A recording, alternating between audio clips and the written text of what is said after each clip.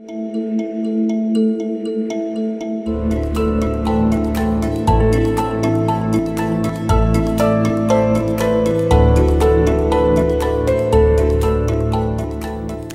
here's another huge myth, that eating disorders are a choice.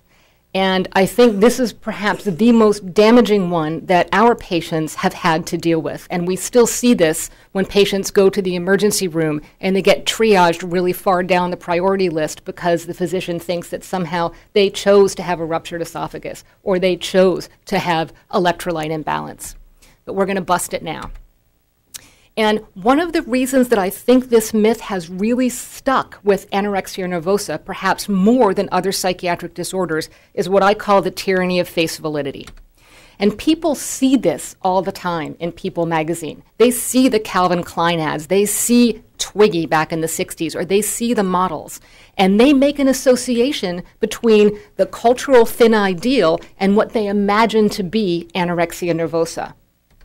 What they don't see is the difference between these two pictures. This would never be on the front of People magazine because that has nothing to do with the cultural thin ideal. And if you ask our patients if something like People magazine or models was what put them on the path to develop anorexia nervosa, the vast majority of them say no. And there might have been a role in the very beginning that made them think, I'm going to go on that first diet. But the minute they go on that first diet, their anomalous biology kicks in and anorexia nervosa just sends them down a path that they have no control over. So eating disorders are illnesses, not choices.